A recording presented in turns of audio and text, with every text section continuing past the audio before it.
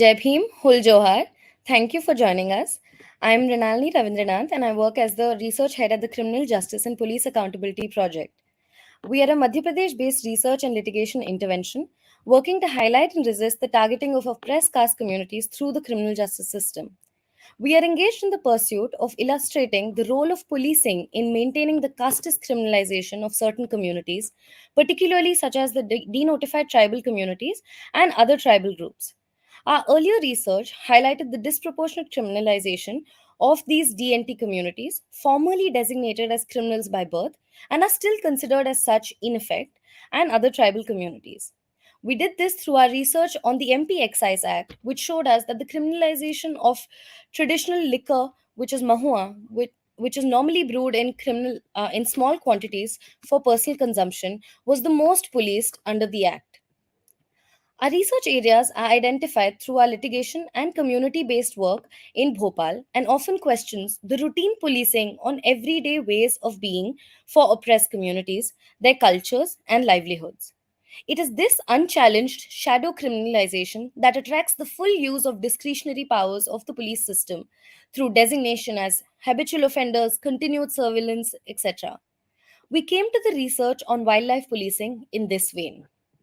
The research was undertaken over the last year and a half, excavating police and forest department records of arrests, FIRs, and wildlife offences that were registered under the Wildlife Protection Act in Madhya Pradesh over the last decade. We relied on these quantitative data sets to uncover the whole range of offences that were alleged to be criminal and the macro trends in who and what the objects of policing were. We undertook qualitative research in territorial and protected areas in Mandla and Balaghat districts in Madhya Pradesh around the Kanha National Park to contextualize these trends of criminalization and their interrelationship with the discourse on forest rights. At CPA, we undertake research as a collective Bahujan endeavor as co participants in research outcomes alongside the communities each of us belong to. We draw from tribal epistemology and anti caste perspectives to ground our research in the communities where it belongs, to embark on an ambitious journey of returning knowledge production and scholarship to non extractive modes of research that are crucial to building oppressed caste solidarities and resistance. To this end, this research was first presented back to the members of forest dwelling communities we had spoken with during our field interactions. Any advocacy effort based on this research is meant to foreground the perspectives and to challenge the status quo by tribal and other forest dwelling communities, even as they are not a monolith. Our research has sought to ask how were the principles of wildlife and forest conservation established, and how are these served by criminal laws? We ask who these ideas of caste entrenched conservation ideology benefit and who might they punish and how. And at last, our research has tried to uncover the system of power that policing seeks to enforce under various laws. In the context of wildlife protection, whose objectives does the Forest Department seek to fulfill in the mandate of exclusionary conservation? As we identify and discuss this with our panel today, what might Debrahminizing conservation look like? With this, I hand over to our able moderator, Mukta Joshi, who is a lawyer associated with the Land Conflicts Watch since 2019, where she is currently the head legal researcher. Welcome, Mukta. Thank you so much, Mrinalini, for that introduction, and thank you all for joining our discussion on Debrahminizing conservation today. I'll try to keep it quick to ensure our panelists have as much time as possible. So, as most of you might be aware, in 2006, the Forest Rights Act came into the picture as an attempt to correct over a century of historical injustice that was caused by the colonial model of conservation. For the very first time, the Forest Rights Act recognized the rights of tribal and forest dwelling communities over their own land and formally acknowledged their right to life and livelihood. But the inherent conflict between the Forest Rights Act and colonial legislation, such as the Indian Forest Act and even later legislation like the Wildlife Protection Act, never really went away. To make matters worse, in recent years, through a series of legislative changes, we've seen what can only be termed an assault on the rights of tribal communities and forest dwellers, be it through amendments to the Wildlife Protection Act, increasing penalties for wildlife related offenses, or amendments to the forest conservation rules by the Environment Ministry, which now do away with the centrality of forest rights and Gram Sabha consent in the forest clearance process, despite over a decade of struggle to feature these rights in the diversion of forests. Against this backdrop, the Criminal Justice and Police Accountability Project has undertaken a commendable project examining the ways in which wildlife policing impacts forest dwelling and tribal communities. Their research reveals deeply concerning findings. Most importantly, it puts color to the conflict between the Wildlife Protection Act and the Forest Rights Act, which finds tribal and forest dwelling communities trapped in the middle. It shows the Wildlife Protection Act effectively criminalizes what are supposed to be inalienable rights under the Forest Rights Act, such as fishing and the gathering of forest produce. This criminalization, unsurprisingly, disproportionately impacts marginalized communities, especially forest dwelling communities. Scheduled tribes and other forest dwelling communities also make up the bulk of the accused in wildlife related offenses. The manner in which forest policing takes place often results in entirely extra legal action being taken against these communities, such as the criminalization of hunting of fish species which don't even feature in the schedule of protected species in the Wildlife Protection Act. CPA Project's report is both based on and highlights the Brahminical origins of these exclusionary models of conservation and how they view forest dwelling communities as encroachers and polluters on supposedly pristine protected forest land without acknowledging and factoring in the symbiotic relationship forest dwelling Adivasi communities have had with their ecosystem for centuries. The criminalization of entire communities who have had historically low access to legal representation and by no means an equal footing in the criminal justice system also points towards how these systems have failed gravely in their duty of serving the population equitably. So, today we have with us three very eminent guests with years of work on these issues under their belt to discuss how to de Brahminize conservation, or in other words, reimagine a model of conservation that is divorced from its violent Brahminical roots. We'll first have Professor Neetisha Xalxo, who heads the Hindi department at BSK College, Maitan Dhanbad in Jharkhand. She has taught Hindi language and literature at Daulat Ram College, Delhi University, and Maharaja Agra Sen College for 9 years and is submitting her PhD from JNU this year. During her MPhil research, she worked on the image of tribal women in tribal folk songs, in which she's worked on translating more than 2,600 Kuduk folk songs into Hindi. For her PhD work on Christian magazines of Hindi and Tribal Society of Jharkhand, she's trying to find the initial creators of Hindi and working on a plan to bring these creators from the initial background of tribal writing. She has been speaking and writing on problems of marginalized people and is currently the president of Bahujan Sahitya Sangh in Delhi. In the year 2019, she was honored with the Ambedkar Honor, and in the same year, the Dr. Ambedkar National Dignity Award. While living in Delhi and Jharkhand, she's also seen many movements from close quarters and has actively participated in them. She's continuously moving towards connecting tribal writers across the country.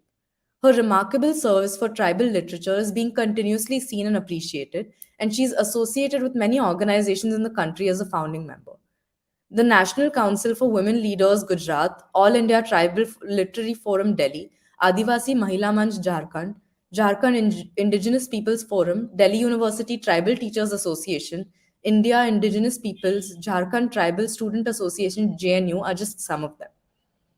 Next, we have with us Professor Virginius Xaxa, who is formerly a professor of sociology at the Delhi School of Economics, Tata Institute of Social Sciences, Guwahati campus, and Tezpur University, and is presently a visiting professor at the Institute for Human Development, New Delhi. He is the author of State, Society, and Tribes, Issues in Post-Colonial India, Economic Dualism and Structure of Class, a study in plantation and peasant settings in North Bengal, and the co-author of Plantation Labor in India.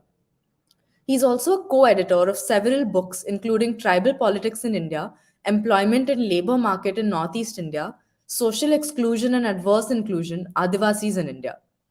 He has been a chairman of the high-level committee constituted by the Prime Minister of India to study the educational, health, and economic status of tribal communities in India back in 2013. And finally, we have Arpitha Kodiveri, who's an environmental law and justice scholar. As a postdoctoral researcher at the Climate Litigation Accelerator, She's currently focusing on the role of climate litigation in redressing claims of loss and damage due to climate change. She has previously worked as an environmental lawyer supporting Adivasi and forest dwelling communities in India to secure their land rights as an advocate with Natural Justice, which is a collective of environmental lawyers. Her research and doctoral dissertation examine legal mobilization by forest dwelling communities in extractive frontiers in eastern India. She's also been a visiting scholar at the University of Melbourne Law and the National University of Singapore. With that, I'll hand it over to Nitisha for her talk.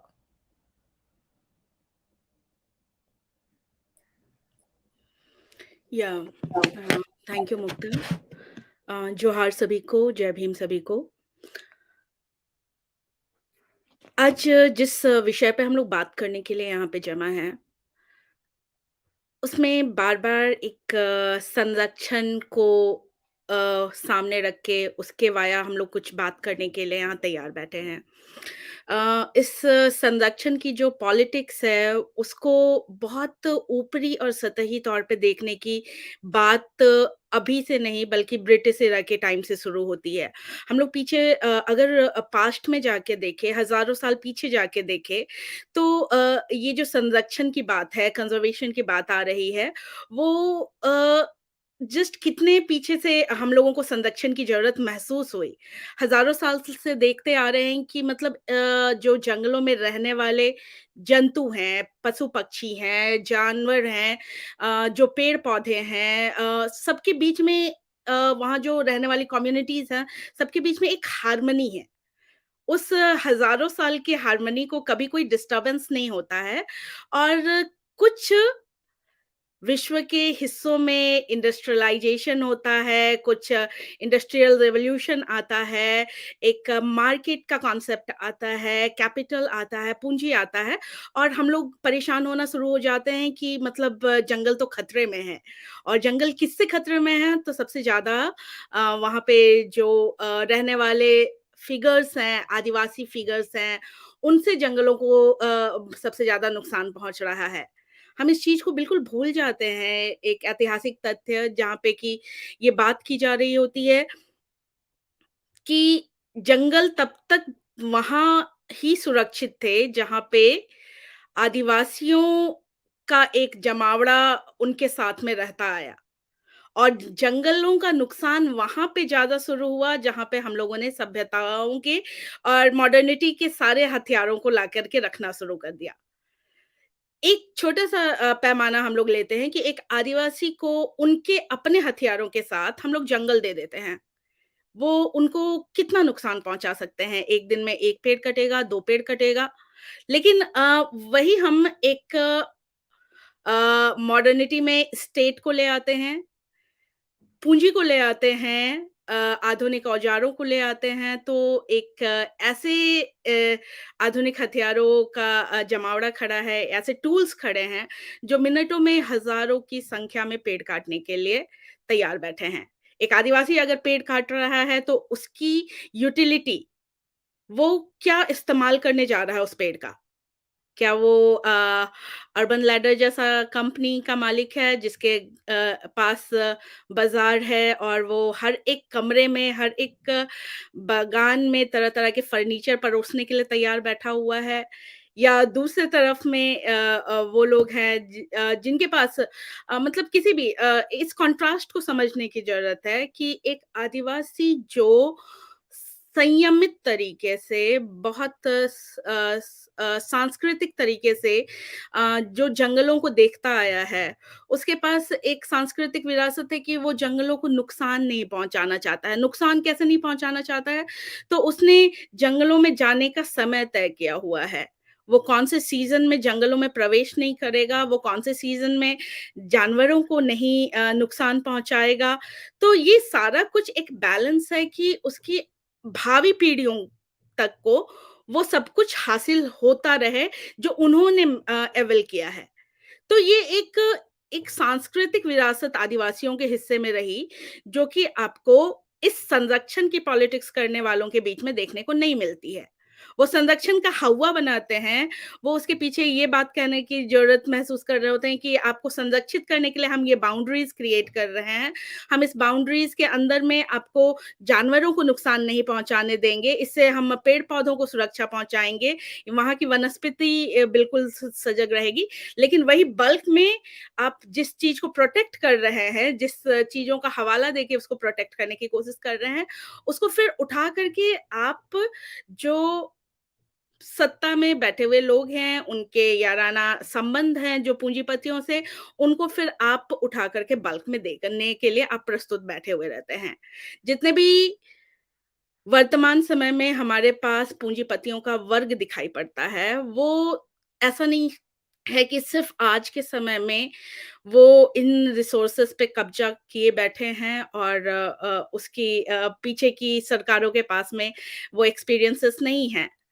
एक एक ऐसा platform या एक ऐसा मकाम जहाँ पे सत्ता पक्ष भी वही बात कर रही होती है आदिवासियों के संदर्भ में और जो विपक्ष है वो भी वही बात कर रहा होता है। दोनों को ही ये है कि उस एरिया को हमने डिस्टर्ब्ड लैंड परेशान वाली जगह ये सब करके हम चिन्हित करके रखेंगे और उसके बाद वहाँ पे हम फ़ौजें उतारेंगे, फ़ौजें उतारने के बाद उन जगहों को हम माओवाद प्रभावित डिक्लेयर कर देंगे और उसके बाद ये एक पूरी तरीके से सामने रखने की कोशिश की जा रही होगी। तो इन तमाम सिचुएशंस को हम लोगों को देखने समझने की ज़रूरत है कि वन विभाग की स्थापना क्यों की गई? हम लोगों ने पुलिस विभाग की स्थापना क्यों की, कब की? हम लोगों ने जुडिशरी सिस्टम कब अपने देश में लागू किया? उससे पहले क्यों जो आदिवासी मोबिलाइज़्ड थे, वो मोबाइल थे, घूम रहे थे, झूम खेती कर रहे थे, उनको क्यों हम लोगों ने परमानेंट सेटलमेंट की तरफ लेके जाने की कोशिश की? क्योंकि हम लोगों को चाहिए था कि उनके परमानेंट सेटलमेंट से हम उनके बीच में से ही हम एजेंट तैयार करें, हम महाजन, सूदखोर और जमींदारों की एक पूरी फ़ौज तैयार कर लें, हमें टैक्स भरपूर मिल सके, जो रिसोर्सेज़ है उसका दमन हमें बहुत आसानी से मिल सके। तो इन तमाम चीज़ों की पड़ताल में और इन तमाम चीज़ों को यूज़ करते हुए लोगों ने आदिवासियों को बंधुआ मज़दूर के तरीके से देखना शुरू किया, जेलों में भरना शुरू कर दिया। तो ये जितने भी विभाग खुले वो एक रक्षक दिखाई पड़ते हैं पॉलिसी वाइज़, लेकिन ये पूरी तरीके से एक भक्षक की भूमिका में हमारे सामने उभर के आते हैं। हम क्या पाते हैं कि इन प्रोटेक्टेड ज़ोन को हम लोगों ने कभी सेंचुरीज़ कह दिया, कभी नेशनल पार्क्स कह दिए। इन तमाम को जो रोका उसके बाद उसमें जो भी लोग एक मूवमेंट में थे उनको रेस्ट्रिक्ट करने के साथ में हम उनके साथ बहुत तरह की हिंसाएं सिर्फ शारीरिक हिंसा ही नहीं लेकिन एक मानसिक हिंसा का भी हम लोगों ने पूरा एक आयोजन इनके साथ में रखा। आदिवासियों की लड़ाइयों को अगर हम देखते हैं, उनके आंदोलनों को देखते हैं, तो वो किस चीज़ के लिए आंदोलनरत हैं? वो बचाने की कोशिश कर रहे हैं जल को, वो आंदोलन कर रहे हैं जंगल को बचाने के लिए, वो जो आंदोलन कर रहे हैं ज़मीन को बचाने के लिए। जो राष्ट्र आंदोलन में आदिवासियों की भूमिकाएँ करके आज की वर्तमान सरकारें एक पूरा 75 साल का आज़ादी का अमृत महोत्सव मना रही हैं और उस महोत्सव में एक जनजातीय हीरो हीरोइंस के कंट्रीब्यूशन राष्ट्र निर्माण को लेकर के स्वतंत्रता दिलाने के नाम को लेकर के एक पूरा पोर्ट्रे किया जा रहा है। लेकिन उस आंदोलनों को अगर आप देखें तो और इस प्रोजेक्शन को देखें कि वो हीरो हीरोइंस जो हैं हमारे ट्राइबल हीरो हीरोइंस वो पूरे तरीके से स्वतंत्रता के लिए लड़ रहे थे। तो राष्ट्र की जो अवधारणा है, वो राष्ट्र की अवधारणा बहुत बाद की निर्मिति है, बहुत बाद में आती है। आप 1857 को पहली आज़ादी की लड़ाई कह रहे होते हैं और हमारे यहाँ आदिवासी लड़ाका 1770, 75, 16वीं सदी में इन सब टाइम पीरियड्स में लड़ाई लड़ रहे हैं। और किसके लिए लड़ाई लड़ रहे हैं? कि जो रिसोर्सेज़ है, जल, जंगल, ज़मीन और जो जन है, हम लोग सिर्फ रिसोर्सेस में जन तक नहीं पहुँचते हैं, जल, जंगल, ज़मीन तक की बात करके छोड़ देते हैं। लेकिन जन जिनके साथ में एक मनुष्य सभ्यता और संस्कृति बढ़ती है, साँस लेती है, फलती-फूलती है, उसको हम इग्नोर करते चलते हैं। तो मुझे लगता है राष्ट्र से जोड़ करके देखने की ज़रूरत अभी के सो कॉल्ड राष्ट्रवादियों को ज़रूरत पड़ती है। आदिवासी बहुत पहले से इस चीज़ को समझते थे कि उनकी मातृभूमि की जो अ, जो सेवा है जो वो उनके लिए करना चाहते हैं, वो पूरे तरीके से इन्हीं तीनों चीज़ों पे, चारों चीज़ों पे रिलाई करती थी, जल, जंगल, ज़मीन और जनों के ऊपर में। यहाँ पे आदिवासियों के साथ एक तरीके की सांस्कृतिक हत्या है। सांस्कृतिक हत्या मैं इसलिए कहूँगी, और नहीं दिखने वाले युद्ध में है आदिवासी। जो युद्ध फिज़िकल वायलेंस के तौर पे दिख रही हैं, वो आप चिन्हित कर पाते हैं, लेकिन जो सांस्कृतिक युद्ध है उसको आपको एक छोटे से मैं लील खोरा खेखेल एक कवि एक कुड़ुख लोकगीतों का कलेक्शन है। उस गीत में उसमें कुछ गीत आए हैं, उसके माध्यम से 2-3 बातें बताना चाहूँगी। तो ये 1940s के लगभग का कंपाइलेशन वर्क है। रेवरेंड एफ हान, धर्मदास लकड़ा, इन्होंने इसको कंपाइल किया है और इसमें 2600 गीत हैं। उनमें गीतों में 3 गीत मैं लेकर के आती हूँ, जो जंगल से सीधे जुड़े हुए हैं। वो 3 गीतों का जो अर्थ होगा, वो मैं आपके सामने रखूँगी, जिससे आपको समझ में आएगा कि आदिवासी अपनी जो वाचिक परंपरा रही है, उसी में वो अपनी बातों को लगातार कहता आ रहा है। बस हमें समझने की ज़रूरत है कि हम उसको कैसे देखना चाह रहे हैं। 3 गीत बहुत छोटे-छोटे से मैं आपके सामने रखती हूँ। एक गीत है अ, एंदेर पूपन एंदेर पूपन एंदेर पूपन पेलो मेंझेर की वानवर हाल के लौकार की बरा लागी हो। अर्थात एक प्रिय एक जो लवर है अपनी प्रेमिका को दूर से आता हुआ देख रहा है और बोल रहा है कि कोई दूर एक बहुत झिलमिलाती सी सुंदर सी चीज मेरे तरफ बढ़ती आ रही है, आखिर वो क्या है, इतनी सुंदर क्या है। और जैसे जैसे वो तेजी से बढ़ती हुई चीज उसके पास आती है, वो बोलता है, ओ ये तो मेरी गर्लफ्रेंड है, ओ ये तो मेरी प्रियतमा है, जो जंगली सुअर की तरह मेरे पास बहुत तेजी से चलती आ रही है। इसको आज के एस्थेटिक में, एक सभ्य समाज के एस्थेटिक में जंगली सुअर का अपनी वुमेन से कंपैरिजन बहुत हास्यास्पद लगेगा। सुन करके लगेगा कि किसी को जंगली सुअर कैसे कहा जा सकता है। लेकिन यहाँ पे ये बात चिन्हित करने की है कि आदिवासी समाज जब शिकार में था, उन्होंने जिस जानवर को अपने से काबू करने में सबसे लेट पाया, बहुत मुश्किल में पाया, वो था जंगली सुअर। उसमें जान बहुत थी, जीवटता बहुत थी, उसमें तेज बहुत था और वो बहुत कंट्रोल में नहीं आ सकती थी। तो आदिवासी समाज ने अपनी वुमेन को देखा किस तरीके से? वो देख रहे हैं कि वो उतनी बलिष्ठ है, उतनी तेज है और यहाँ पे एक हम चश्मा पाते हैं कि हम अपनी वुमेन को कैसे देखना चाहते हैं। डेलिकेसी में देखना चाहते हैं या उससे बियॉन्ड देखना चाह रहे होते हैं। ठीक है? तो ये एक हिस्सा था। मुक्ता कुछ कहना चाह रहे हैं शायद। Yeah, I'm so sorry to interrupt, but if you could just wrap up in a minute or so. या श्योर, श्योर मुक्ता। दूसरा गीत है जिसमें वो कहना चाह रहे हैं कि महिलाएं हैं, जंगल गई हुई हैं और कुछ पेड़ में से कुछ पदार्थ चुन रही हैं और उनको आकर के कोई एक घुड़सवार आता है, रोकता है और बोलता है कि तुम ये सब चीजें नहीं ले सकती हो क्योंकि ये राजा की प्रॉपर्टी है। वो महिलाएं रेजिस्ट करती हैं, बोलती हैं कि इमली, महुआ का फूल, मशरूम ये तुम्हारा कैसे हो गया या किसी राजा का कैसे हो गया? मेरे दादा-नानी और आजा-आजी तक से ये चीज़ें हम लोग उठाते रहे हैं, ये तुम्हारी प्रॉपर्टी कैसे हो गई? ये गीत में मिलते हैं। तीसरा एक गीत आता है जहाँ पे एक व्यक्ति सूट पहना हुआ है और वो आया है आदिवासियों के बीच में और आदिवासी उनको देखते हैं और बोलते हैं कि ये जो इसने सूट पहना हुआ है, जो धागा है बेसिकली ब्राह्मणिकल धागा जो है, जनेऊ जो है, वो बोलते हैं कि ये तो हमारे प्रदेश में उगने वाला चीज़ नहीं है, अर्थात ये व्यक्ति भी बाहरी है। तो एक कॉन्शियसनेस इन गीतों में उपलब्ध है, जो कह रहे हैं कि हमने लड़ाइयाँ बहुत लंबे टाइम से लड़ी हैं, हमने मौखिकी लड़ी है और बहुत समय आया है जब हमने अपनी बातों को रखा है। तो शायद बाकी बातें हम आगे करेंगे। Over to you Mukta. Thank you. Thank you so much, Neetisha ji, for that wonderful explanation of the history and politics of conservation. I'll now hand it over to Professor Kaka. Yeah. Thank you. At the outset, I would like to really congratulate CAP for this wonderful report. is based on empirical evidence, so many cases that have been examined. And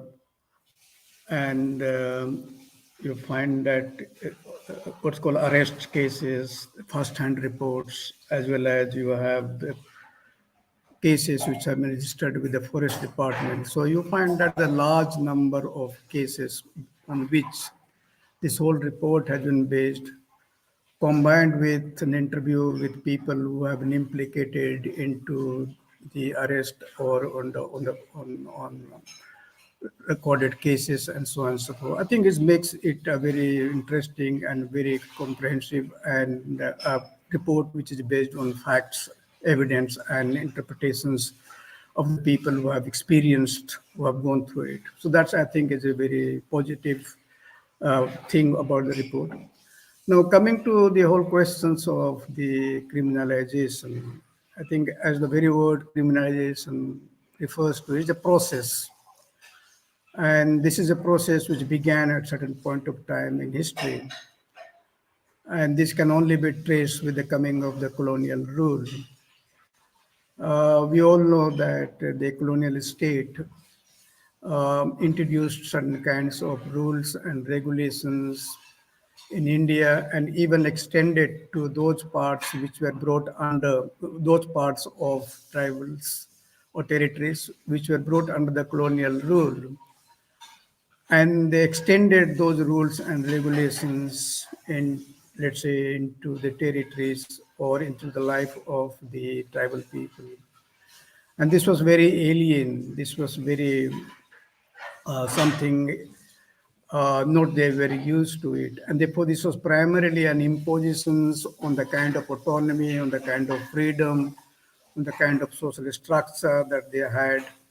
And this was primarily a kind of a dominations and thereby of the alien power, alien state over the tribals and as to how they were really being subjugated. And the subjugation had led to a lot of revolts and rebellions all through the early 19th century and almost throughout the 19th century. So why is it that they revolted it? Because they primarily found that the rules and regulations that have been enacted is something which is not conducive to the system of life or the life world in which they were. And as a result of these revolts and rebellions all through the 19th century, particularly in the early phase, we find that the colonial state introduced what is known as a non-regulated system or non-regulated territories. Basically meant that the law enacted by, let's say, on those days, the enactment used to come from the England and East India Company. So let's say the laws or regulations or the rules that have been enacted will not be applicable to the tribal areas. And they were therefore allowed a certain degree of autonomy in terms of governance, in terms of their own rules and regulations. And that is how this whole idea of non-regulated tract, the agency tract, the what is called scheduled district acts, the scheduled partial excluded areas and excluded areas, and eventually the fifth and the sixth schedule that really turns up. So the fifth and the sixth schedule is in fact is a sort of has its precedent in the non-regulation tract which went through the different nomenclature. Now this initially this was challenged, but once the British had consolidated their rule and you find that the profit and what is called infrastructure development, roads, railways, communications, and other things became very, very important. Then they realized that it's more important to now have a control over the resources because the rules have been consolidated. Now there is a need to what is called make use of what is called the peace and the law and order which have been availed, and therefore how best one can therefore exploit the natural resources. And that is where I think begins the problems of criminalization. In the sense that the first thing that initiates this process of criminalization is initially it was a forest policy, but it was consolidated in terms of the Forest Act And then I think it, if I'm not mistaken, 1868 or so, and then it was consolidated in the Indian Forest Act of 1927. So that's, I think, because through these acts, you are actually a forest to which tribal people had inhabited or called unrestricted access, or they were almost a sort of masters of the land and masters of forest. As to how through the restricts, what is called declarations of the forest as a reserved forest, as a protected forest, and village forest. In fact, you are trying to restrict the movement and access of the people. So reserved forest, yes, the protected forest, village forest, you have an access, but reserved and protected forest, invariably, it goes to the state management of the natural resources. Now, within that, therefore, once it takes over, it restricts various, not only it restricts the access to land or access to what is called the grazing or access to their food, access to fishery, access to hunting and various kinds of things. So you find that since it is restricting and the moment people really, so this becomes a sort of crime. And anytime one is actually in a way moving or violating that, almost you are therefore criminalized. So it begins with the Indian Forest Act, and then even then you find Indian Forest Act to criminalize, but still you find there were a scope for recognitions of their rights and titles, and to some extent, therefore, the full brunt of the Indian Forest Act was not really felt as extensively as, let's say, in the post-independent India. So in post-independent India, we all know that the full brunt of Indian Forest Act was really experienced. To begin with, you have Indian Forest Policy of 1952, and as to how you find that you have to bring almost what, I don't exactly remember, but I think 33% of the land has to be brought under the forest. So that's, so 1/3 of the land has to be brought under the forest. And you can imagine that when that move really comes in, what kind of impact, what kind of implications it has on the indigenous people or Adivasi people. Then you have the wildlife, what is called Wildlife Protection Act that comes around 1972. Then you have the Forest Conservation Act that really comes in 1980s. So you can see that all these acts steadily, in fact, trying to restrict the movement and access of the people who were traditionally enjoying these rights and these privileges or entitlements that they had. And the project, the report here is primarily focusing on the what is called the Wildlife Protection Act and its amendment and what kind of implications it has gone in. But the point that I want to make it is that the even before the enactment of the Wildlife Protection Act, through the very enactment of the Indian Forest Act, you find a process of criminalization had begun. And this criminalization is that because they were not regularized, they were not recognized, as a result of which they were already, in a sense, identified as illegal occupants, or you find there are infiltrators. And these illegal occupants and infiltrators becomes more extensive or widespread with the kind of policies and enactments that came all through the post-independent India, because more and more tracts actually came under the state management of the forest.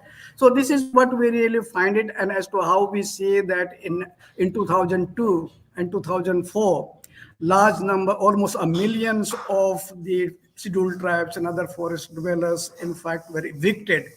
Their standing crops were burned, their houses were destroyed. There were violence, there was shooting, and large number of people were, what is called, died. And therefore, you find also, in a sense, large number of people were, in a sense, become what is called almost lost access to their what is called everyday livelihood, and that really became so you find that what really happened between 2002 and 2004 was a sort of culminations of the series of laws and policies and enactment that really took place. So, in a sense, criminalizations eventually leads to an eviction, and that eviction precisely what led to what is called people coming together and campaign under the campaign for survival and dignity. In fact, and negotiating with it, the what is called Forest Rights Act was initiated. It was a act which was brought about by the people's initiative, not by the state.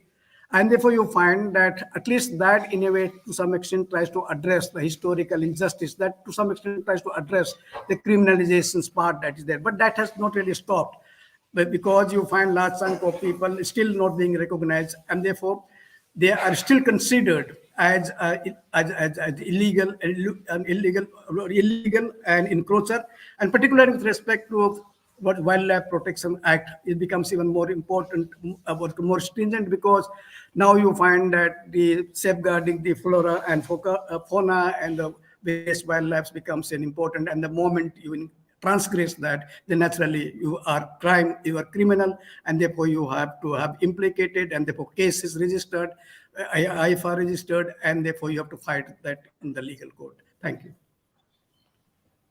Thank you so much, Professor Kaka, for breaking down the legislative history of forest law and policy. I'd like to hand it over now to Arpitha for her segment. Thank you so much, Mukta, and thank you, Professor Kaka and Neetisha. I think the comments that you've made has made my job a lot easier. So I'm going to restrict my comments particularly to two sort of aspects, right? First, I want to sort of work on this idea of conservation control and the law and the coercion that it creates. And the second set of comments looking at what does this criminalization actually mean for the everyday life and practices of these communities, and where does the Wildlife Protection Act and the universe of conservation laws actually enter and seep into that everydayness. So to begin with, I think if you look at the laws that very potently and violently want to regulate forest spaces under the notion of exclusionary conservation, they have very specific technologies of control. And one of the instruments that the law, or rather mechanisms that the law uses, is criminalization. And criminalization, as this report has so beautifully highlighted, and it's such an important report and intervention because it talks about not just the use of criminal law, but the enduring impact that the criminalization of these communities has, right? So why do I kind of speak to the enduring impact? It's not that it's restricted to just one particular case or the creation of one sort of barrage of forest offense charges. It's sort of something that continues to retain and control the community as a threat, as a legal threat that's imminent and always present. And what that in turn does to the lives of these communities, at least with many of the forest dwelling communities I've worked with in protected areas, is it translates into an erasure of rights. So it's almost as if an exercise of right, which is recognized within the FRA, is also an object of criminal law. How does one even reconcile something like that? And this sort of very hostile legal reality means that the state is present in its very authoritarian form. And that also sort of translates into this ability for the state to control the geography, as both the panelists have highlighted. What can they access? What can they do in their own homes, right? The second part that criminal law enables is this, apart from rights erasure, is this need to constantly have to negotiate with the courts and the criminal justice system, which CPA has abundantly shown has discriminated against these communities. So the first set of remarks that I want to sort of leave you with, and why this framing of it being de-Brahminizing is so important, is because the legal architecture of conservation is not just exclusionary, it's Brahminical, and it rests on the idea of absolute control over these regions by the state. Now, the second set of comments that I want to sort of speak to in terms of how it impacts the everydayness. But before I do that, I also want to make one sort of point which I've kind of noticed in a lot of my fieldwork and research is conservation and control also translates into a certain ability to easily extract, right? So if the state has absolute control over these forest areas and resources to the exclusion of these communities, how they alienate and use these resources is left to certain state discretionary power and decision making authority. Now, as Mukta also pointed out, we've had very insurgent legal interventions like the Forest Rights Act as well as the consent provision, which in some sense challenged that absolute control or that notion of absolute control. But that has constantly been again diluted. And at the same time, the use of criminal law becomes important in that context because even if you have the Forest Rights Act, its implementation is still, you know, thorny and rests at the altar of, the Indian Forest Act and the Wildlife Protection Act constantly sort of butting heads.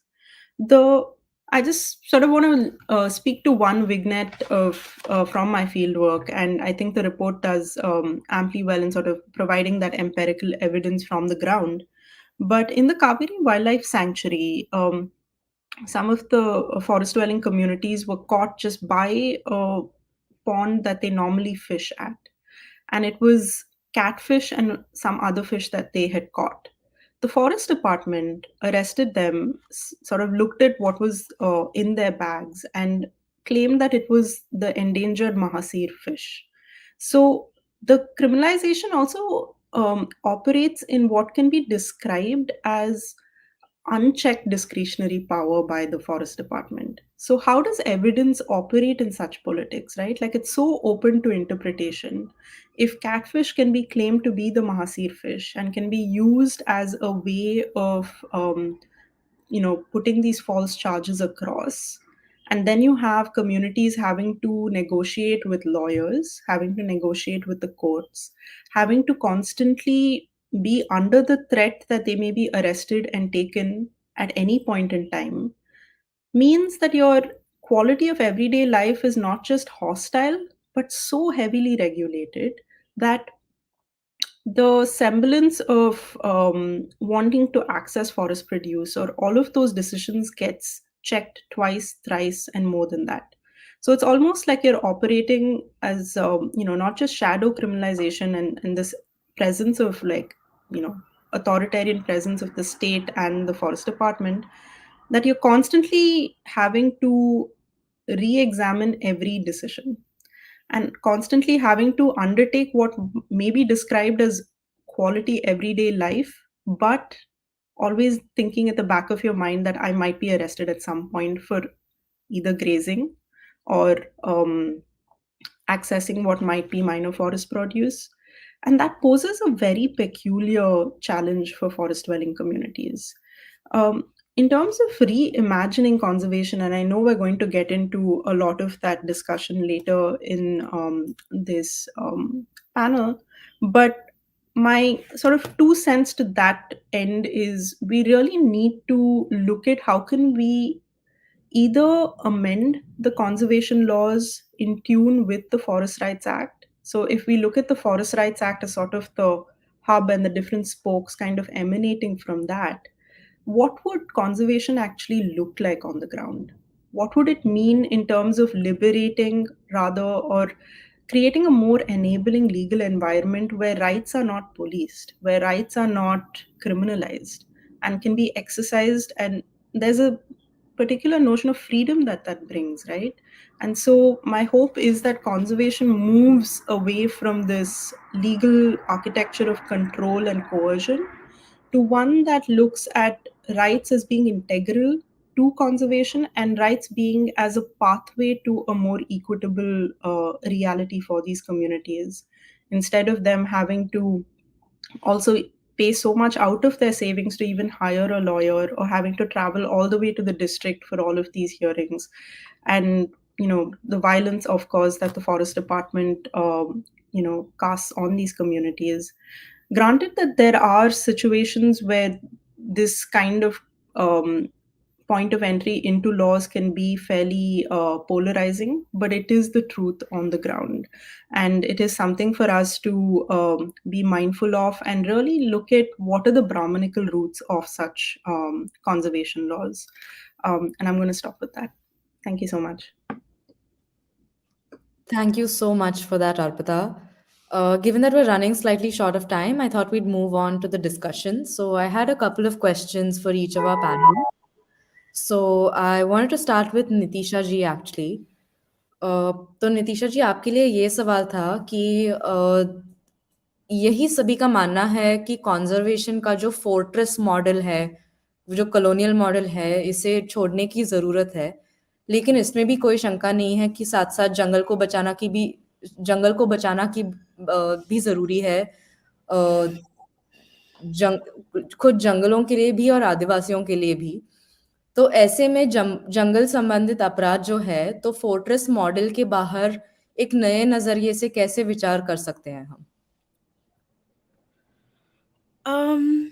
मुक्ता, मुझे लगता है इस सवाल को हम लोगों को कुछ ऐसे देखने की ज़रूरत है कि जो एक संरक्षण का पैमाना हम लोगों ने बना रखा है, एक कॉलोनियल माइंडसेट के तहत में, उस माइंडसेट से बाहर निकल के हम लोगों को कौन-सा मॉडल एक्चुअली चाहिए, जिससे कि पर्यावरण का सेविंग्स हो सके और सब कोई सर्वाइव कर सके।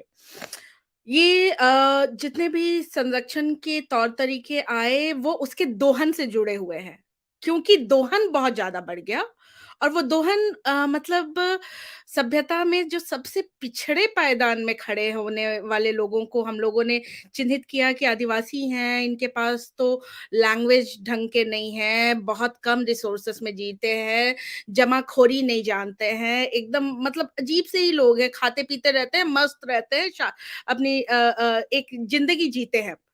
तो इस सेंस को सबसे पहले हम लोगों ने कहाँ से चश्मे से पकड़ना शुरू किया? एंथ्रोपोलॉजी से लिया, हम लोगों ने सोशियोलॉजी से लिया। तो ये जो अप्रोचेस था, ये जो चश्मा था, ये बहुत गलत था कि हमने इनको देखा कि ये दोहन करने वाले लोग हैं, यही लोगों से सबसे बड़ा खतरा जंगलों को है। हम लोगों को इस चीज़ को एक्नॉलेज करने की ज़्यादा ज़रूरत है कि कंज़र्वेशन का जो पूरा कॉन्सेप्ट आता है, वो आता ही है जहाँ पे आपने स्टेट को उसका रक्षक बना दिया। ये स्टेट पूरे तरीके से पूंजियों से संचालित है। ये पूंजी पूरे तरीके से मतलब अब हम ये बात क्यों कह रहे हैं कि पूरे देश में अभी रिसेंट एक 2 दिन पहले की न्यूज़ है जहाँ पे ये बात आ रही है कि देश का 70% जो पैसा है, रिसोर्सेस है, उस पूरे पैसे में कब्जा मात्र भारत के 21 उद्योगपति घरानों का है। 70% रिसोर्सेस पे कब्जा सिर्फ 21 लोग कैरी कर रहे हैं भारत में। तो हम लोगों को ये कॉन्सेप्ट सबसे पहले बाहर करने की ज़रूरत है कि आदिवासी से आपके जंगलों को नुकसान आ रहा है, पशु-पक्षियों को नुकसान आ रहा है। वो क्या मधुमक्खी पाल पकड़ने जा रहे हैं तो आपको परेशानी हो रही है, वो अपने खेतों में खेती को बचाने के लिए जंगली सूअर को मार रहे हैं तो उससे आपको परेशानी है। आपके जो 3 रिकमेंडेशंस आप लोगों ने अपने रिपोर्ट्स में आए हैं, उससे भी बियॉन्ड जाने की थोड़ी-सी ज़्यादा मुझे महसूस हुई उस रिपोर्ट को पढ़ने के बाद कि इस पूरे संरक्षण के मॉडल को हम लोग अगर देखें, तो मुझे लगता है इसको एक पॉलिटिकल बैटल बनाने की ज़रूरत है। वो एक मूवमेंट के वाया होगा और हम लोगों को एक जो लीगल प्रोसीडिंग्स में जितने लीगल हेल्प्स कुछ दिनों पहले हमारे माननीय राष्ट्रपति महोदया ने भी इस बात को एक जगह पे एड्रेस किया कि देश के जेलों में कौन लोग बंद हैं और क्यों बंद हैं। उनको अपने डेमोक्रेटिक राइट्स नहीं मालूम है, उनको प्रिएम्बल्स नहीं पता है।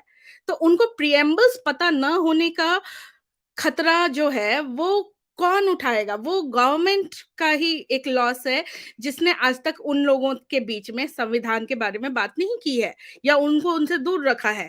एक लीगल अवेयरनेस, लीगल हेल्प, संगठनों का बार-बार एक अप्रोच जिसमें कि हम लोग चीज़ों को मॉनिटर करने की कोशिश करें, कोऑर्डिनेट करें और एक पूरा माहौल बनाएँ कि आदिवासी कहीं से भी या जो जंगल में और भी कम्युनिटीज़ हैं, जिनको हम आदिवासी नहीं कहते हैं, लेकिन वो उस पे डिपेंडेंट है, वो कहीं से इसका खतरा नहीं है। बाज़ार खतरा है, पूँजीवाद खतरा है, स्टेट्स खतरा है, वो ख़त्म कर रही हैं चीज़ों को। सिर्फ़ कन्वेंशंस कर लेने से पृथ्वी नहीं बचने वाली है। तो हमें एक अप्रोच ये रखने की ज़रूरत है, ऐसी मेरी समझदारी है। Thank you.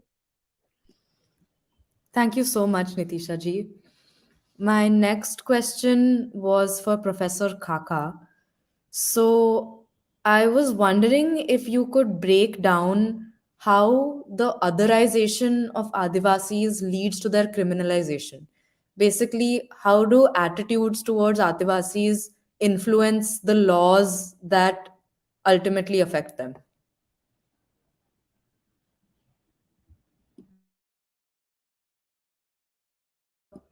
Sir, you're on mute.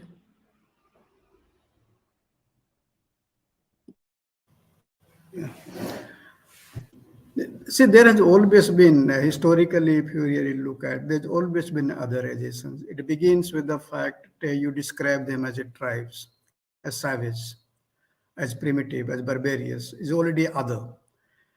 And this other actually really takes place in a very different way. At certain point in time, the other is also taken in the form of what you call certain kinds of protection that you give. You talk about, as I said, I talked about fifth schedule and the sixth schedule. It's only when they realize that the tribals are posing a great threat to the colonial rule. That is when they brought it, in order not to give the protection, not to recognize the right, but in order to see that the law and order remains. So there has also been a protective laws in that sense of the term. But again, as I said, that is to safeguard their own interest. So this otherization comes through, and then you bring about the forest rights, and thereby you are again making them subjugated. So you find that they don't know how to manage the resources. So the state will manage the resources. The conservations, the whole idea that these people don't know how to conserve, it is the state which will conserve. So all this through various ways, in a sense, through and these are the ways in which you do otherization. Now coming to the law itself is otherization, in the sense that it is the law is there, law is meant for to subjugate you. So law, people don't understand the law. Adivasis, if you really look at, they have no tradition of reading and writing. They have no tradition of reading. They can't understand the abstract law. They have no idea of the court. They have no idea of the people that you have to approach the lawyer in order. So all this legal system itself is in a sense otherizing. So if they were allowed to govern, allowed to arbitrate the what is called, as they had been doing in traditional system, they were familiar with it, so they knew about it. But all these what is called the rules, regulations, courts, institutions, administrations, these were very alien, and that alienation itself, what is called, otherized them. That is in that sense that we have to really understand. And this went on. So they were subjects, but even when you have become citizens, you are always othering them. That you loot them, you take away from them whatever they really are, because they don't know how to govern. They are not really using to maximization. They're not really bringing growth. So, these are resources are meant for growth, development, you don't know. So you take it away. That's the kind of, so that's the way I think the otherization has really taken place. It's a double-edged concept, it's a double-edged process is there. Yes. Yes, that's so true. My next question is for Arpita. It's a slightly longer question. So, as we understand, and as CPA Project's report has also shown, that on one hand, you have a legal system that is utterly inaccessible to Adivasis when they themselves have a cause of action before the court. And on the other hand, the entire legal system and criminal justice system is weaponized against Adivasis. And one example of that would be the reversal of the burden of proof that the Wildlife Protection Act envisions. And in such circumstances, what would be a way to remedy how the legal system treats Adivasis and how Adivasis are featured in the legal system, given how unlikely it seems that the same legal system would be a tool for any sort of change? Yeah, thank you for that question. It's a really difficult context in which forest dwelling communities operate within the law, because the law, as you mentioned, is an instrument of violence. It's an instrument of criminalizing their culture and rights, and it's at the same time they have to use the same, you know, realm of the law to be able to cancel out some of those marginalizing forces. The law, in some sense, is always a double register, right? So, on the one hand, the law is empowering, on the other hand, the law is disempowering and violent. I think what we're seeing now, however, is this the scale is slightly skewed in the sense that the laws which criminalize these communities and tries to sort of regulate their rights is more present, and laws which can be empowering and can potentially remedy what is a very unjust situation are muted. And so, how do we then amplify, or rather give the laws which recognize rights and which attempt to remedy some of these issues of injustice equal space and equal voice both in jurisprudence and in administrative interpretation and implementation? I want to quickly sort of speak to the idea of legal evidence and how it operates in forest areas. The burden of proof, on the one hand, requires that Adivasi communities in the criminal justice system have to show that they have just exercised their rights and they are not necessarily um, you know, can be charged with forest offenses. But given the high grade of, or rather unchecked discretionary power that the forest department enjoys, it's almost as if they're going against a wall because evidence gets gathered without their knowledge, evidence gets used and weaponized against them. And very often it takes a lot more than just a mere testimony or beyond that to really counter some of that. The other arena in which evidence doesn't necessarily work to amplify that empowering potential of rights based legislations is if you look at the Forest Rights Act, it demands that communities produce very specific kinds of evidence.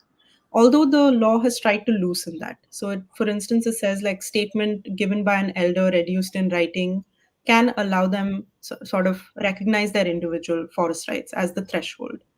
But how does that evidence get interpreted across the different governance tiers that sort of look at the recognition of the rights process? Very often, FRA claims that I've seen stand rejected because of the lack of evidence. And so, if they're unable to provide evidence to access rights, and then you have evidence being gathered through discretionary power, circumstantial evidence, mere sort of confiscation of property, it can range from just like confiscating an axe under the assumption that the person was cutting something that they were not. So, it really is that there's no real room within the law. And I think the reason that this context exists and this ability the law enables exists is because we've not really challenged the discretionary power of the forest department sufficiently. And that is, I think, the issue of what model of conservation are we going to adhere to in the future, and where are we going with this sort of polarizing legal context. And if we're going to constantly mute empowering laws, what does that mean for these communities on the ground? And that keeps me worried, actually. Thank you, Arpita. We have a couple of questions from the audience as well. The first question is for Neetisha directly, but if Arpita or Professor Kaka want to answer, you're more than welcome to. Baba Saheb के संघर्ष को याद करते हुए आपके क्या विचार है? आदिवासी लोगों का शोषण भी किसानों की तरह हो रहा है, जल जंगल और जमीन की तरह कृषि भूमि भी तो इसी तरह हड़पी जा रही है, क्योंकि लालच देकर हर जगह मूल निवासियों को लुभाया गया है। लोग आपस में लड़ झगड़ कर एक दूसरे का नुकसान कर रहे हैं, सीधा फायदा व्यापारी और सरकारें उठा रही है। क्या मूल निवासियों को भी एक साथ लाने के लिए प्रयास किए जाने चाहिए? आपका क्या विचार है? या आप ब्राह्मणवाद का प्रभुत्व ज्यादा घातक समझती है? किसान, मूल निवासी और आदिवासी मिलकर अपने शोषण के खिलाफ अंग्रेजों के बनाए कानून और महकमों की जोर जबरदस्ती के खिलाफ संगठित होकर कानूनी प्रक्रियाओं को बदलने के लिए प्रयास कर सकते हैं। थैंक यू मुक्ता। मैं इसको बहुत छोटे में आंसर करना चाहूँगी। बिल्कुल, आपने जो सवाल पूछा है उसी में आपने आंसर भी देने की कोशिश की है।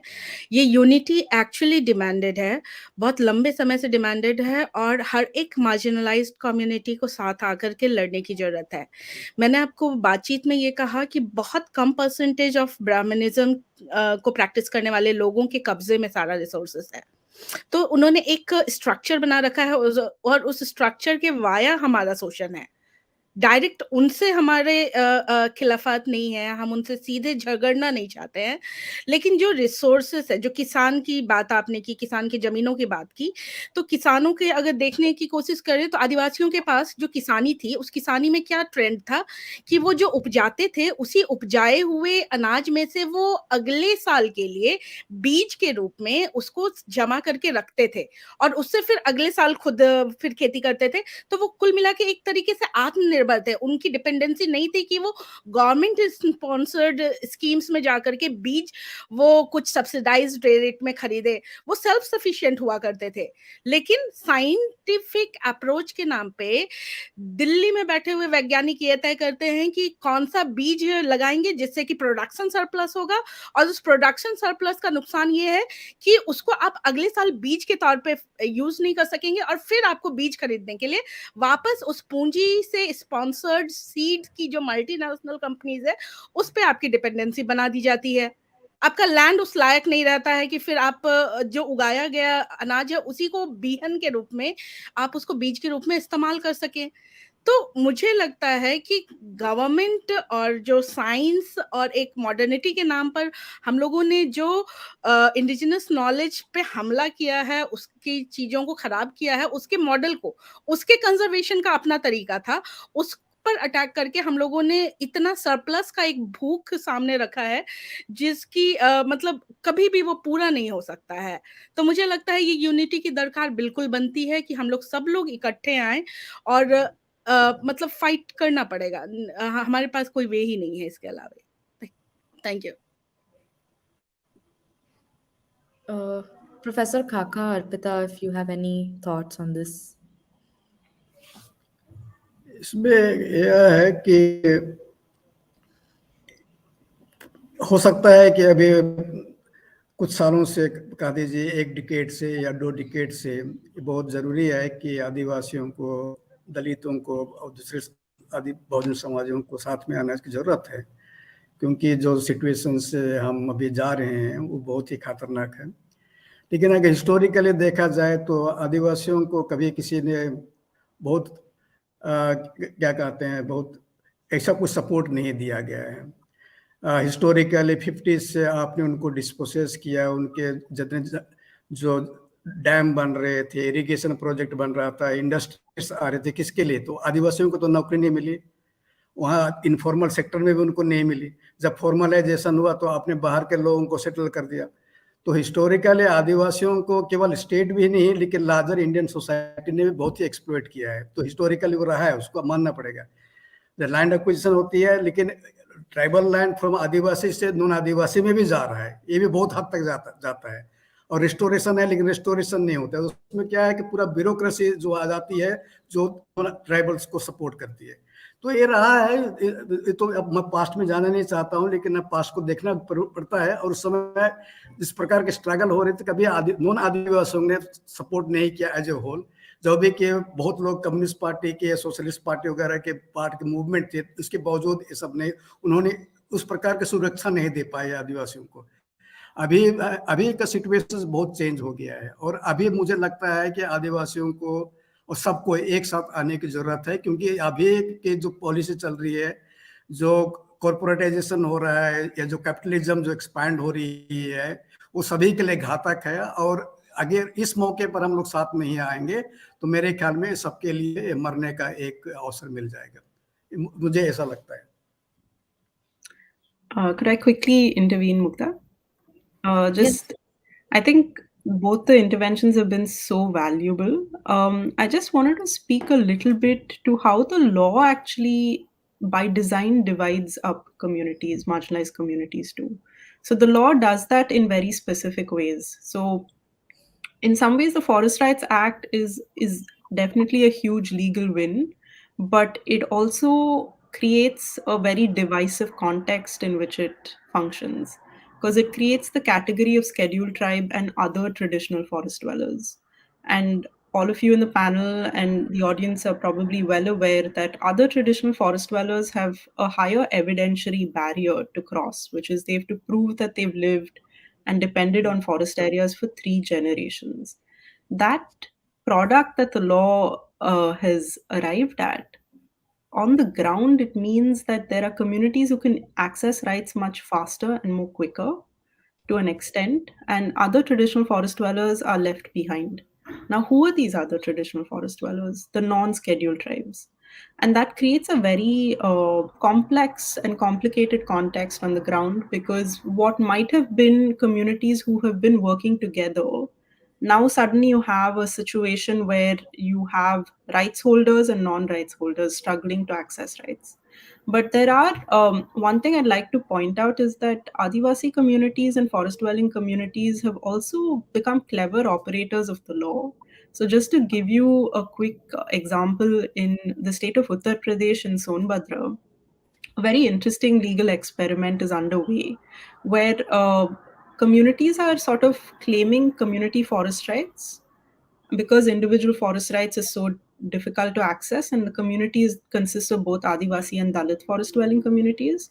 And they're like, if we get community forest rights and we have that idea of self governance, we can resolve the individual land rights questions separately. Let's not bring in the law and create that divisive architecture.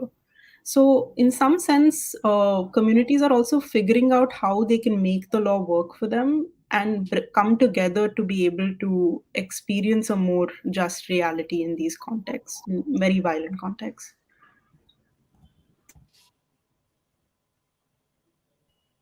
एक भी यहाँ ये भी है अगर see it is easier to talk about unity at the larger level in abstract.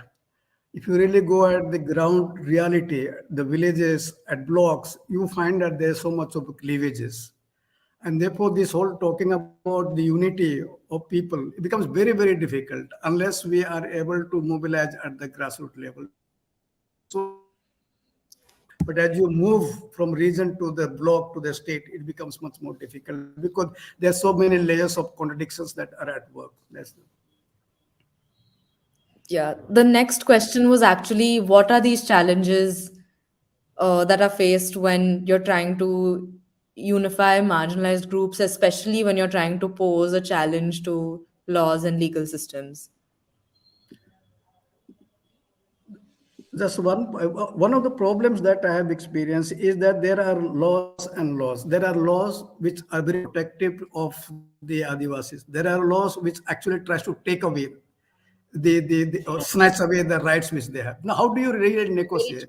So basically, I find that if you think, I'm not a lawyer, but I have an interest in law because I think issues of Adivasi is very intricately linked with the law. Without law, I don't think we can really understand Adivasi questions.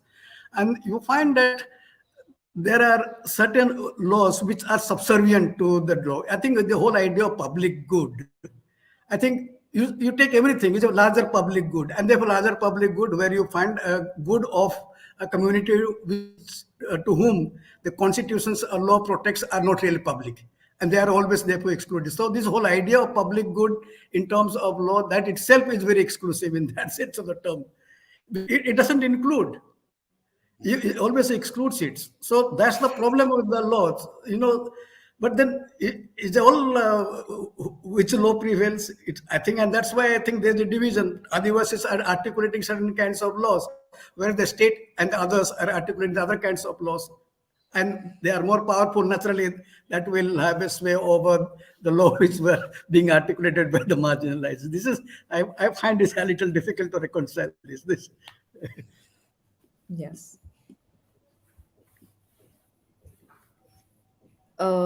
There's another question for the panel. I'll just. This is an interesting one. How do we address the NGOization of conservation? This should be kicked out.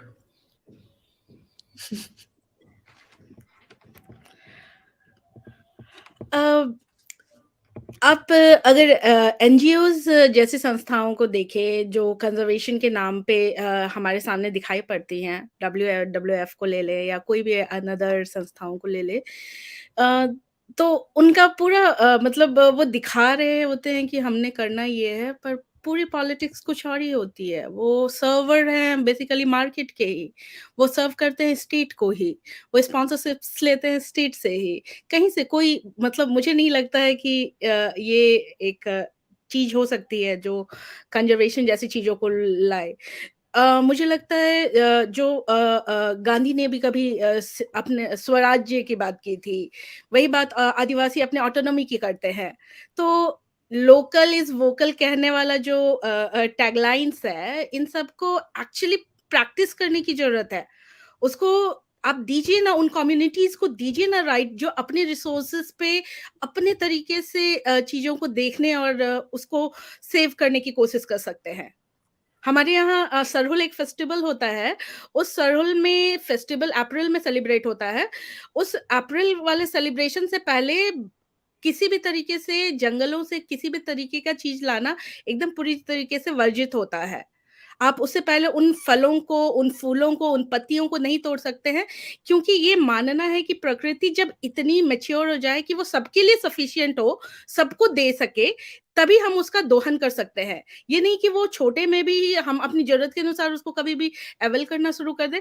तो मुझे लगता है एक conservation का idea communities के within बना हुआ है। भील लोगों के बारे में कहा जाता है कि जब वो सुबह सो करके उठते हैं, रात में सो के उठते हैं, सुबह होती है, वो सबसे पहले ज़मीन को प्रणाम करते हैं और बोलते हैं कि धरती माँ, मुझे आज अपने जीवन को जीने के लिए कुछ काम पूरा करना पड़ेगा और उसके लिए मुझे आपको रौंदना पड़ेगा। मुझे आपके ऊपर चलना पड़ेगा, मुझे माफ़ करना। या आदिवासी जो भी पेड़ काट रहे हैं, उसको करीब 4-5 फीट तक के नीचे से नहीं काट रहे हैं, धड़ से नहीं काट रहे हैं, जड़ों से नहीं काट रहे हैं, 4-5 फीट से काट रहे हैं, ताकि उनको मालूम है कि उनकी ज़रूरत ऊपर वाले हिस्से से पूरी हो गई और वो पेड़ फिर से रीजेनरेट करेगा। वो उसकी नेक्स्ट फ्यूचर में आने वाले जो भावी लोग हैं, उनके हाथ में हैंडओवर करेगा। तो ये आइडियाज़ मुझे लगता है ज़्यादा प्रैक्टिकल है, कंज़र्वेशन को हम लोग पा सकेंगे ऐसे में। बनिस्बत इसकी कि हम कोई एक संस्थाओं को ला करके छोड़ दें कि ये बचाएँगे हमें।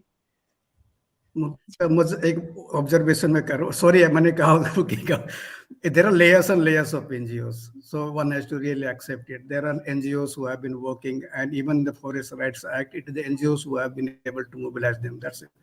But there you have also NGOs, what I call the cosmopolitan NGOs.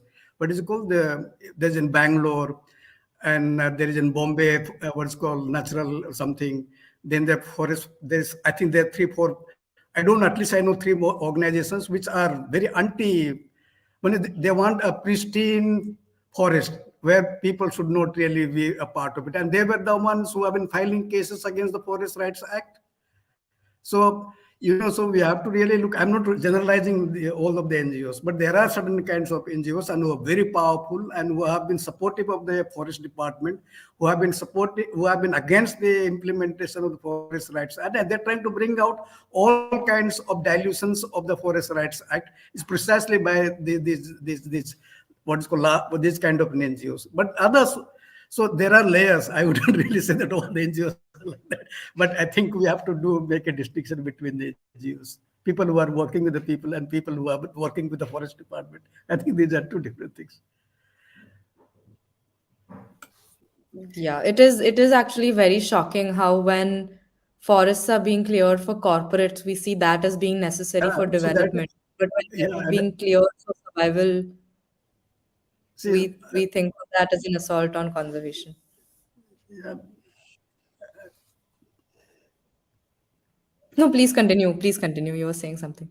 no, I'm saying that imagine that even the Forest Act, when it came, how much they were really opposing it.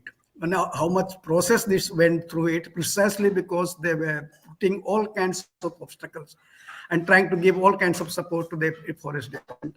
And they continue, so even today. That's the tragedy of it.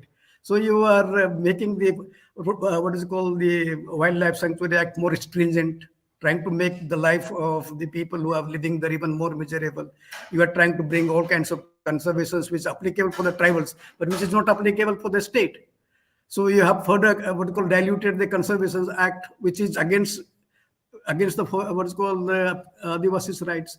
So these are problems which are there, and I think I shouldn't really say that So I basically pointed that there are layers of NGOs who are working with people, who are defending their rights, who are mobilizing them. And even the Forest Rights Act came largely because of various kinds of campaigns and movements in which large number of NGOs are involved. So it is not to say that, but then I think we have to be very discretionary in terms of talking about the NGOization of the forest. Yes. Arpita, did you want to add something? Yeah, I think most of the main points have been made. I think just wanted to quickly sort of add a bit to how the NGOization of conservation results in the use of courts in certain ways. And I think Professor Kaka has already spoken to that. Um, but just to also say how the law allows for this kind of NGOization. So even with the Forest Rights Act, it's such a bottom-heavy legislation that it creates an environment in which a lot of nonprofits come in and try to work with communities. And I think it's important work. But the question I often ask myself is, what is the relationship between that nonprofit and an existing social movement? How do the priorities of the social movement get either negotiated or diluted in that interaction, or what happens to it? And so one has to be a little careful also to look at, even if the nonprofit is an empowering one, what is that politics of engagement? Is there sort of some funding grant that they've gotten and they're prioritizing individual forest rights over community forest rights? What is that? And what does that mean for the community on the ground? Similarly, with exclusionary conservation, I think they're so densely networked, both internationally and locally, and have access to so much of resources that they're very easily able to use the courts and use different forum to prioritize that notion of conservation and create certain legal amendments. Particularly, I think all of us are referring to the Wildlife First case, where it's still being discussed before the Supreme Court, but the very constitutional validity of the Forest Rights Act is being questioned. And now it's gotten into a very gray area of looking at the implementation of the Forest Rights Act and what that should be. And so I do think external actors coming into these spaces, especially nonprofits, come with so many competing priorities that one often wonders what it does both to the law and to the rights of these communities.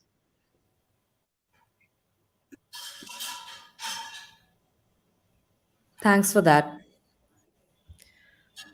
One more question.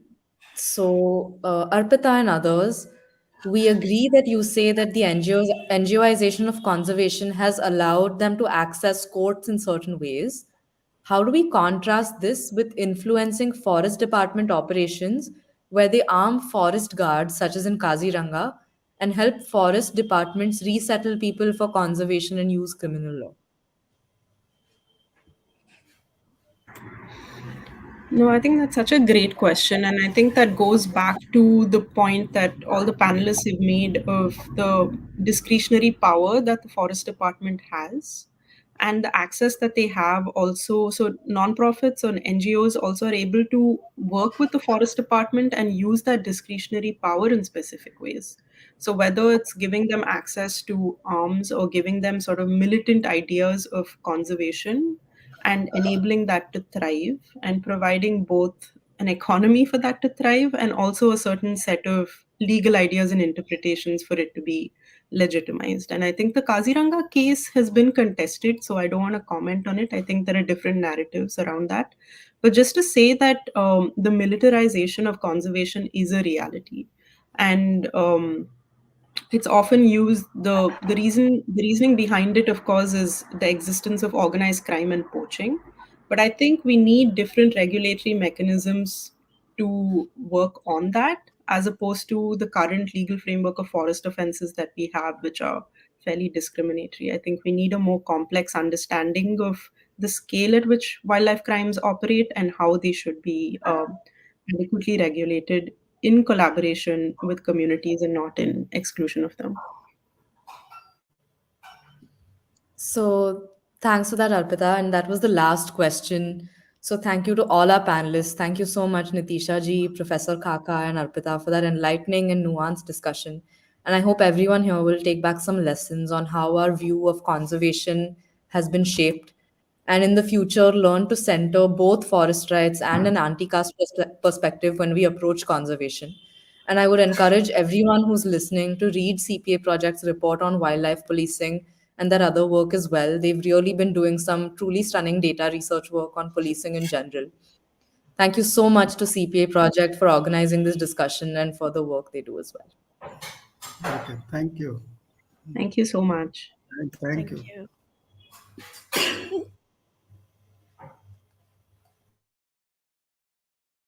You're on mute, Vikas.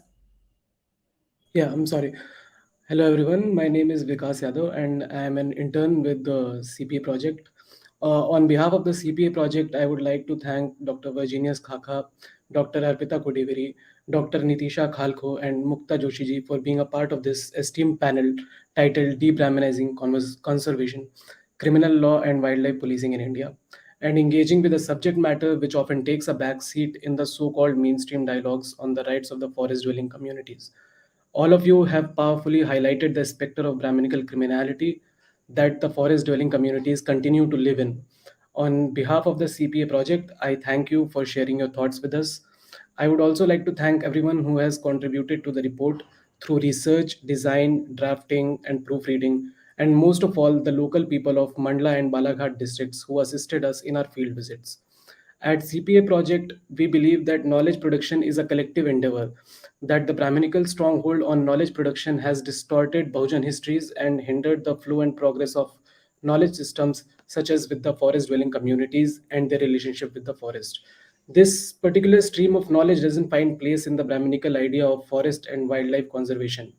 The project of decolonization is synonymous with the project of de-Brahminization of academia and knowledge production.